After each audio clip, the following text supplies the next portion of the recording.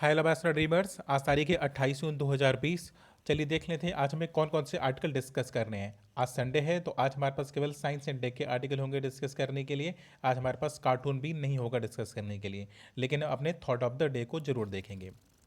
कहते हैं कि खुल जाएंगे सभी रास्ते, रुकावटों से लड़ तो सही, सब होगा हासिल तो जिद पर अड़ तो सही। मीन अपने गोल के लिए और अपनी ख्वाहिशों के लिए, अपने मंजिल के लिए आपको जिद पर अड़ना होगा। प्रॉब्लम्स कितनी भी आए, कैसे भी प्रॉब्लम हो, उन सभी को ओवरकम करके, ओवरटेक करके आपको अपने गोल की ओर टुवर्ड्स को मूव करना होगा। राइट, तभी आपको अपनी मंजिल या फिर अपना गोल वो अचीव हो सकता है। राइट, चलिए अब हम आर्टिकल की तरफ मूव करते हैं। आर्टिकल में सबसे पहला आर्टिकल जो डिस्कस करना है वो कोरोना वायरस के रिगार्डिंग है। अब कोरोना वायरस और डायबिटीज़, इन दोनों के बीच में रिलेशन की बात की जाती है। देखिए, कोरोना वायरस के जो सिम्टम है, मीन एक पर्सन है जो कोरोना वायरस से इन्फेक्टेड है, उसके अंदर टाइप 1 एक डायबिटीज़ का एक टाइप होता है। कह रहे हैं टाइप 1 डायबिटीज़ के सिम्टम हमें देखने को मिले हैं। अब राइटर इन दोनों के बीच में रिलेशन ढूंढने की कोशिश कर रहे हैं कि एक डायबिटीज़ वाला पर्सन है उसके बीच में और कोविड 19 से इन्फेक्टेड पर्सन है, उन दोनों के बीच में क्या कोई रिलेशन है क्या। ठीक, तो अब इसमें दो कॉजेस है। चूँकि ये बाई डायरेक्शनल चलता है, मीन दोनों तरफ से अगर कोई पर्सन डायबिटीज़ का पेशेंट है तो वो उसके इन्फेक्शन के चांसेस ज़्यादा हैं। कोरोना वायरस से उसके इन्फेक्शन के चांसेस ज़्यादा हैं।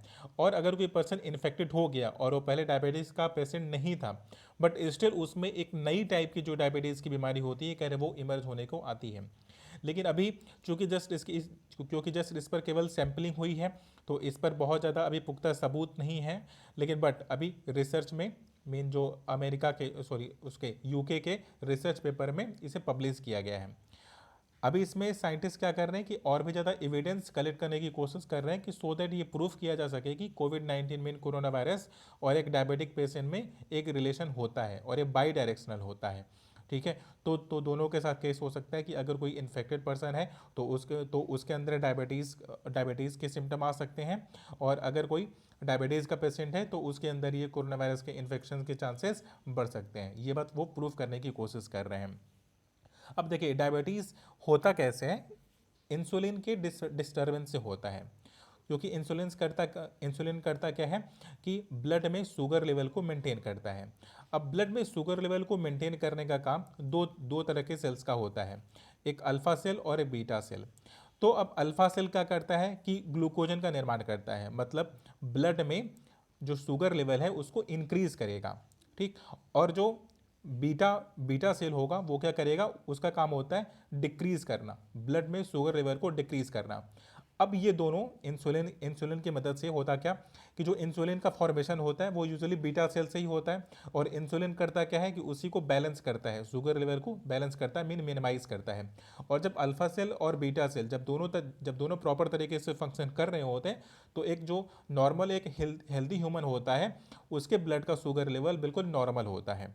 ठीक है, तो अब अगर इन दोनों के बैलेंसेस में अगर इम्बैलेंस होता है तो वो पर्सन क्या हो जाएगा, वो डायबिटीज़ का पेशेंट हो जाएगा। और ऐसा पर्सन किससे इन्फेक्शन के चांसेस उसके बढ़ जाएंगे, कोरोना वायरस से इन्फेक्शन के चांसेस बढ़ जाएंगे। अब ये बाई डायरेक्शनल रिलेशन की बात कर रहे हैं और उस पर अभी भी थीसिस या अभी भी रिसर्च उस पर चल रहा है, और बराबर जो क्लिनिकल ट्रायल होते हैं वो बराबर मूव कर रहे हैं, और ये रिलेशन फाइंड आउट करने की कोशिश कर रहे हैं कि ये कोविड 19 और डायबिटिक पेशेंट में कितना डेप्थ में इन दोनों के बीच में रिलेशन है। ये वाला आर्टिकल हमारा डिस्कस हो गया। अब हम नेक्स्ट आर्टिकल हम डिस्कस करेंगे, वो रिगार्डिंग द ब्लैक होल है। अब देखिए, ब्लैक होल होता क्या है। ब्लैक होल मीन एक प्रकार का ऑब्जेक्ट है, एक ऐसा ऑब्जेक्ट जिसके अंदर ग्रेविटी बहुत ज़्यादा है, इतनी ग्रेविटी है कि वो लाइट को भी मेन एब्जॉर्ब कर लेता है, लाइट को भी अपने पास से गुजरने नहीं देता है, जिसकी वजह से हमें वो ब्लैक होल मेन पूरा पूरा हमें काला नजर नज़र आता है। अब क्वेश्चन रेज ये उठता है कि जब वो हमें दिखता नहीं है, जब, क्योंकि हमें कोई चीज़ कब दिखती है, जब वहाँ से लाइट रिफ्लेक्ट होकर के हमारे आइज़ पर आती है, तभी वो चीज़ें हमें दिख पाती हैं। लेकिन जब ब्लैक होल से कोई लाइट मूव ही नहीं करेगी, इमर्ज ही नहीं करेगी, वहाँ से रिफ्लेक्ट ही नहीं होगी, तो एक ह्यूमन या ये जो ह्यूमन के आइज़ होते हैं, कह रहे हैं फिर देखेंगे कैसे कि ब्लैक होल होता कैसे है, और ब्लैक होल की इमेज फिर क्रिएट की कैसे जाएगी। देखिए, बड़ा सा सिंपल से रीज़न है कि जहाँ तक उसका प्रभाव रहेगा, ब्लैक होल का इम्पैक्ट जहाँ तक रहेगा वहाँ तक तो लाइट नहीं रहेगा, लेकिन जहाँ से उसका इम्पैक्ट खत्म होता है उसके किनारे किनारे होगा क्या कि लाइट का इम्पैक्ट हमें दिख रहा होगा। ठीक है, तो हमें अचानक सा अगर कोई ऐसा जोन मिल जाए जहाँ पर ग्रेविटी बहुत ज़्यादा है, ठीक है, ग्रेविटी बहुत ज़्यादा है और लाइट्स उसके सर्कल में आकर आकर के अगर हमें दिखने लग जाए तो इट्स मीन कि वहाँ पर क्या है, ब्लैक होल है। अब ब्लैक होल इतने दूर होते हैं, ठीक, तो हम उसे कैसे आइडेंटिफाई करेंगे कि कहाँ पर ब्लैक होल है। जो हम लोग बोलते हैं कि हमने ब्लैक होल को डिस्कवर कर लिया, कैसे डिस्कवर कर लिया? एक्चुअली ग्रेविटेशनल वेव फॉर्म होता है स्पेस में, ग्रेविटेशनल वेव फॉर्म होता है। उसी वेव को डिटेक्ट करने के लिए वेरियस टेलीस्कोप और वेरियस मशीन्स जो वेरियस रिसर्चर हैं वो यूज कर रहे हैं। अभी राइट नाउ लीगो और वर्गो इस प्रकार के दो इंस्ट्रूमेंट हैं जिन्होंने एक ब्लैक होल के कोलिजन को रिकग्नाइज किया है। कैसे रिकग्नाइज किया है? ग्रेविटेशनल वेव के थ्रू। अब जब ब्लैक होल का कोलिजन हुआ तो मीन एक बड़े ब्लैक होल और एक छोटे ब्लैक होल, इन दोनों के बीच में कोलिजन हुआ और ग्रेविटेशनल वेव का निर्माण हुआ और वो ग्रेविटेशनल वो मूव करते हुए अर्थ तक आई और अर्थ में जो ऑब्जर्वेटरी है उन्होंने उस वेव को रिकग्नाइज कर लिया, उसे रिकग्नाइज करके बता दिया यहाँ के साइंटिस्टों को कि इतनी दूर पर हुआ क्या है कि एक ब्लैक होल के बीच में कोलिजन हुआ है। ठीक, तो अभी उसका इन्होंने कोई नामकरण नहीं दिया हुआ है, बट इन्होंने बस इतना बताया कि 2019 में 14 अगस्त 2019 में एक ब्लैक होल के बीच में कोलिजन देखने को मिला है। अब वो अर्थ से अब वो इसको कंपेयर करते हैं सन से, कह रहे हैं कि वो सन से जो उसका मास है, कह रहे हैं वो 29 टाइम्स है।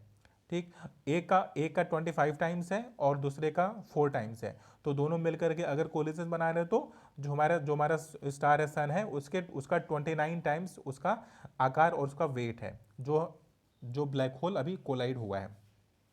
तो हमारा ये वाला भी आर्टिकल डिस्कस हो गया। अब हम अपने नेक्स्ट आर्टिकल की ओर मूव करते हैं। हमारा नेक्स्ट आर्टिकल है इंडियन ओशियन के रिगार्डिंग है। अब देखिए इंडियन ओशियन में ये 20,000 पीछे जा रहे हैं, कह रहे 20,000 वर्ष पहले जाते हैं और ये नॉर्थ अमेरिका और साउथ अमेरिका के जो फ्रोजन टाइम पीरियड था, मीन जिस वक्त क्या था कि अर्थ पर मीन पूरा पूरा मौसम ठंडा था, चीज़ें मतलब बिल्कुल बर्फ बर्फ से जमी हुई थी। ये नॉर्थ अमेरिका की बात कर रहे हैं। कह रहे हैं कि अगर हम उस वाले टाइम पीरियड से अगर हम कुछ सिम्टम अगर निकालने की कोशिश करें तो हमें ये आइडिया लग जाएगा कि अर्थ का जो वार्मर पीरियड आने वाला है, जो फ्यूचर में आने वाला है, कह रहे वो कब आएगा और जो अभी करंट की जो साइकिल मूव कर रही है, कह रहे वो किसके रिगार्डिंग चल रही है। अब उसमें इंडियन डायपोल मूवमेंट का मानसून का एक कॉन्सेप्ट होता है इंडियन डायपोल मूवमेंट का। अभी होता क्या है कि जो हमारा अरब सागर वाला रीजन है, अब उसमें अगर उसके ईस्टर्न और वेस्टर्न पार्ट में टेम्परेचर का अगर डिफरेंस होता है तो इसको बोलते हैं इंडियन डायपोल मूवमेंट बोलते हैं। अब अगर वेस्टर्न साइड पर अगर हाई टेम्परेचर है और ईस्टर्न साइड पर अगर लोअर टेम्परेचर है तो इसको बोलेंगे पॉजिटिव डायपोल मूवमेंट। लेकिन अगर इसी का रिवर्स हो जाएगा तो इसको बोलेंगे निगेटिव डायपोल मूवमेंट। अब इसी से ये मौसम को रिकग्नाइज करने की कोशिश कर रहे हैं कि जिस प्रकार से अल नीनो और ला नीनो को हम लोग को एक्सप्रेस करते हैं, कह रहे हैं उसी प्रकार से हम इस सिम्टम को भी और इस साइकिल को भी हम प्रिडिक्ट कर सकते हैं। और अगर हम इसे प्रिडिक्ट कर पाते हैं तो ये बताते हैं कि 2050 में फिर से हमें ये अल नीनो का कॉन्सेप्ट देखने को मिल सकता है, जिसमें होगा क्या कि ईस्टर्न कोस्ट ऑफ अफ्रीका और जो साउथर्न रीजन ऑफ इंडिया है, कह रहे हैं यहाँ पर होगा, यहाँ पर सूखा पड़ जाएगा। और जो इंडोनेशिया वाला रीजन है, कह रहे हैं यहाँ पर बहुत ढेर सारी बारिश होगी। कह रहे हैं अगर हम पहले अगर ये पता लगाने में सक्षम हो पाते हैं कि इसके पीछे का कॉज क्या है, कह हो सकता है कि हम इसके इम्पैक्ट को थोड़ा कम कर सकें। तो हमारा ये वाला भी आर्टिकल डिस्कस हो गया। नेक्स्ट आर्टिकल है वो रिगार्डिंग द टीबी पेशेंट के है। अब देखिए जो टीबी के वो है ना सिम्टम है और जो कोरोना वायरस के सिम्टम है, कह रहे दोनों के टेस्ट की सैंपलिंग और दोनों के सिम्टम अप्रॉक्सीमेटली सेम ही हैं, राइट। और 2025 तक इंडिया का टारगेट है कि वो ट्यूबरकुलोसिस से फ्री कर देगा इंडिया को।